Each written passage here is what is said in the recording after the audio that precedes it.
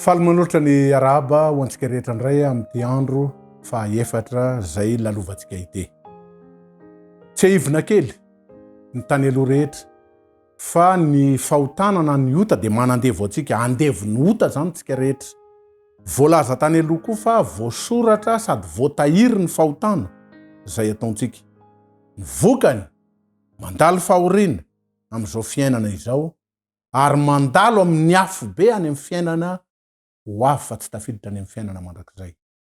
Ny olona zay tia milalao fahotana sy mitoetra mandrakariva ao anatin'ny fahotana zany dia izay ny toe-javatra mety miandry azy. Ny zavatra mahafinaritra nefa sy ny ampahafantarina antsika amin'ity andro androany ity dia tsy avy amintsika olombelona malemy mihitsy ny vahaolana ny amin'izany rehetra izany. Fa ny olam-pahotana Jesosy irery ihany ny vahaolana. Zay ny lohahevitra androany zay hodinintsika. Hivavaka tsika.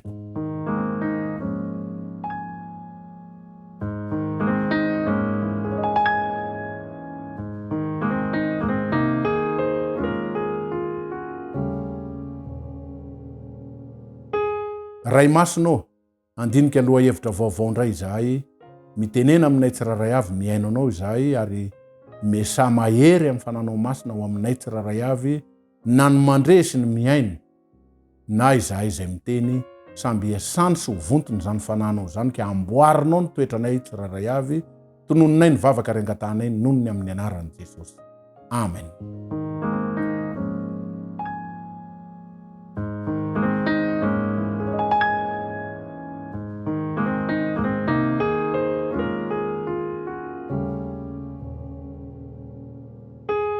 Ry havana malala, araky ny lazaina dia tsy avy amintsika olombelona malemy velively ny vahaolana ny amin'ny fahotana zay ataontsika io. Fa misy vahaolana zay holazaina amintsika amin'ity andro androany ity. Tsy mahay manao ny sitrapon'Andriamanitra tsika satria mpanota. Ao amin'ny Romanina 9 ka ny 7 sy ny 9 Romanina 9 ka ny 7 sy ny 9 dia misy an'izao teny zao. Vakina amin'ny anaran'i Jesosy ny teny. Satria fandrafinan'Andriamanitra ny fihevitry ny nofo fa tsy manaiky ny lalàn'Andriamanitra izy sady tsy hainy atao tokory zany ary zay ao amin'ny nofo dia tsy mahay manao ny sitrapon'Andriamanitra. Tsy haintsika ny manao ny sitrapon'Andriamanitra. Any amin'ny Romanina 7 manomboka amin'ny 12 ka hatrany amin'ny 20 dia misy an'izao teny zao indray. Fa tsy zay sitrako no ataoko, fa zay alako no ataoko. Fa fantatro fa tsy misy zavatra tsara mitoetra ato amiko dia ato amin'ny nofoko, fa ato anatiko ihany ny fikasana, saingy ny hatateraka ny tsara no tsy ato. Fa tsy ny tsara zay sitrako no ataoko, fa ny ratsy zay tsy sitrako no ataoko. Impiripiry tokoa tsika araky ny lazaina tary aloha no mba manana fikasana anao zavatra tsara. Impiripiry tsika no manana fikasana hiala amin'ny zavatra ratsy tsy mifanaraka amin'ny sitrapon'Andriamanitra kanefa tsy zany ny zava-misy. Inona ary no ataontsika? Ahoana ny zavatra ialantsika amin'izany toetra zany? Tsy haintsika fafana ny heloka vitantsika, efa hitantsika ny tany amin'ny Jeremia 4:12 le hoe fa na dia misasa misira azo aza dia ny heloka reo voasoratra ihany. Any amin'ny Mika 4:7 le hoe na dia mitondra ondry lahy arivo azy ianao mba angatanao ny famelan-keloka, tsy miaino anao ny amin'izany Andriamanitra raha ohatra ka mbola ao anatinao le fahotana. Tsy mety miovy ianao, tsy mety miala. Dia tsy misy vidiny amin'Andriamanitra ny zavatra zay ataontsika. Ny sekre zany dia zao. Aza miankina mihitsy amin'ity tenantsika, malemy, miovaova, mivadibadika, mora mirona any amin'ny fahalemena io. Ndray mantsika hoe tena zandro any rangana amin'ny fomba ahoana na amin'ny fomba ahoana na inona ny toe-javatra misy, za dia andray an'izao fanapahan-kevitra tsara izao. Aza miantehitra amin'ny tenanao. Ilaina ny manao an'izany fa izao ento eo amin'ny Jesosy, ento eo amin'Andriamanitra. Ry havana malalo, raha lasana bavy malala isany. Jesosy rery ihany ny vahaolana. Jesosy ihany ny vahaolana ho antsika. Tsy misy afa-tsy zay. Matitoko voalohany ka ny andininy fa 1:20. Matitoko voalohany ka ny andininy fa 1:20 ka iteraka zazalahy izy. Zay le nilazainy eo. Matitoko voalohany ka ny andininy fa 1:20 fa ka iteraka zazalahy izy ary ny anarany ataonao hoe Jesosy fa izy no hamonjy ny olony ho afaka amin'ny fahotana. Jesosy rery ihany ny vahaolana. Tsy misy ankoatran'izay. Izy rery no manafaka atsika ny amin'ny fahotana.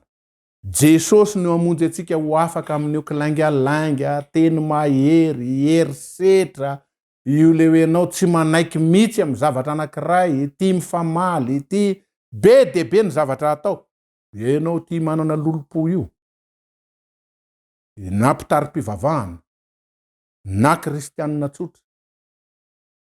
Jesosy rery ihany no vahaolana ho antsika.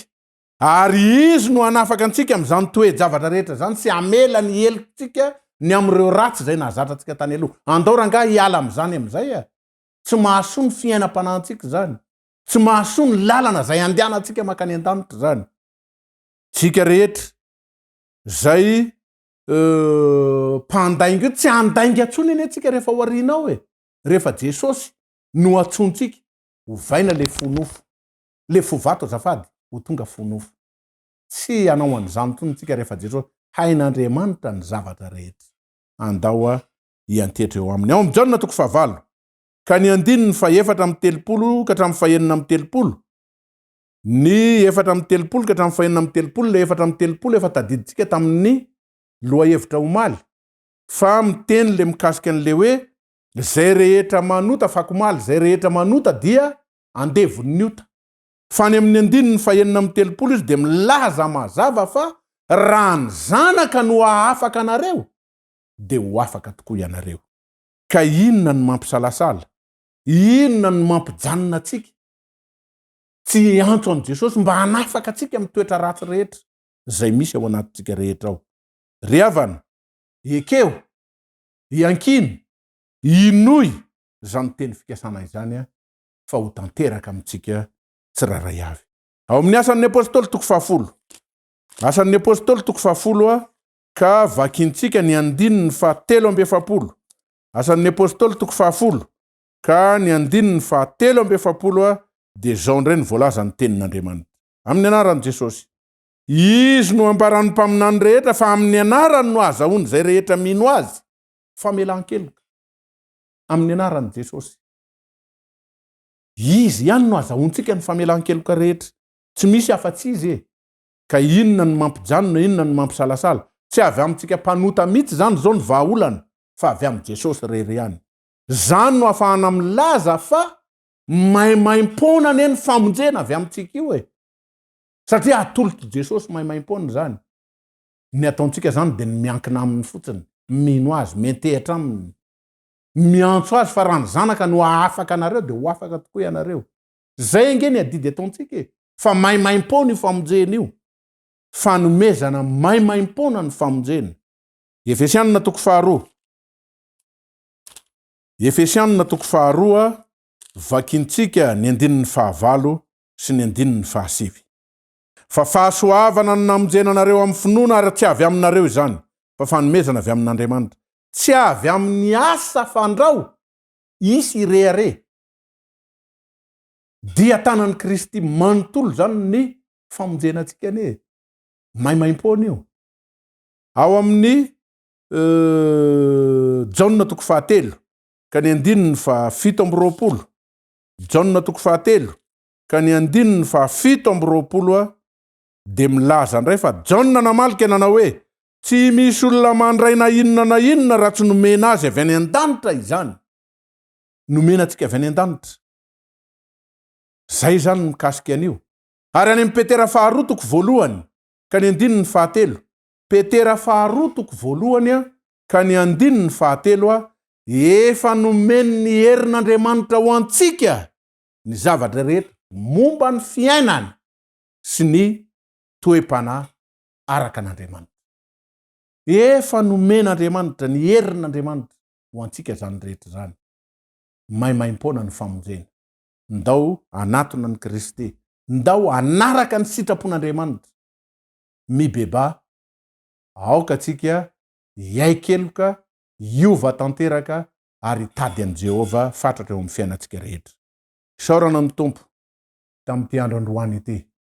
Isaorana izy satria nanome antsika fiadanam-po ne zany rehetra zany. Ianao manota, ianao ny ratsy ihany ny ataonao, kanefa rehefa Jesosy no haafaka atsika dia afaka tsika maimaim-pona manana ny fiadanam-po ao anatintsika rehetra. Ny aya rehetra le nilazaina tany aloha hoe tapaka ny mofo toanainy, misy ny arety mandringany, ho lasany sasany ny vady, ho lasany sasany ny trano ho afa baraka, ingaina ny morotongotra akanjo, ho hitan'ny olona rehetra ny famenarana sy ny sisa sy ny sisa. Rehefa Jesosy no afaka antsika, tonga dia manana fiadanam-po ao anatintsika. Averiko indray mandeha fa misy ny olona efa nandalo tamin'izany toe-javatra zany.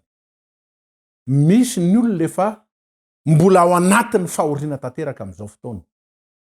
Ary misy ny olona tsy mbola nandalo tamin'izany, aoka anaraka ny sitrapon'Andriamanitra mandrakariva.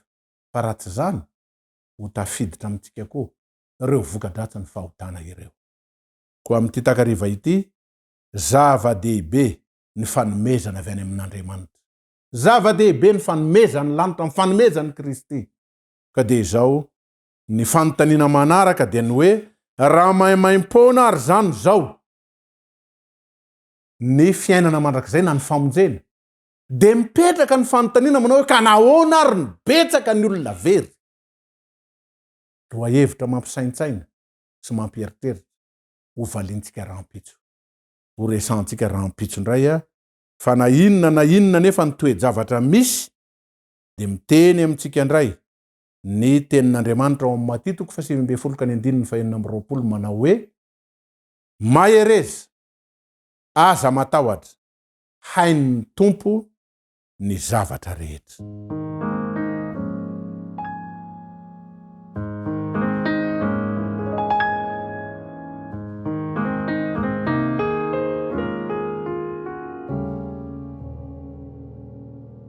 Ray masonao, raha ny zanaka no afaka anay dia ho afaka tokoa izahay.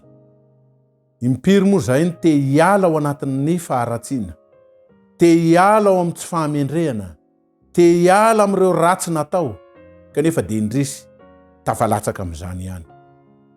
Jesosy malalo, ny fananao mihitsy ampitoero ato anatinay ato mba hahatonga anay tena hibebaka marina. Ary ny fibebahana marina sy ny fibebahana tena izy dia tsy maintsy misy asa fanavaozana, tsy maintsy miova eo amin'ny fiainanay izahay. Ray masonao, amboary mba hifanaraka amin'ny sitraponao ary ny fiainanay.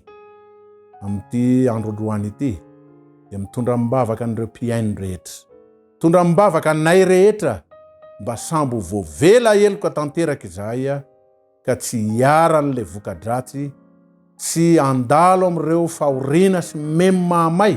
Raha sendra mandalo amin'izany dia mahita lalana hamoahana anay ny amin'izany ianao Tompo. Taio ary ny andronay rehetra, taio ny fiainanay sisa, tononinay ny vavaka ary angatahanay nono ny amin'ny anaran'i Jesosy. Amen.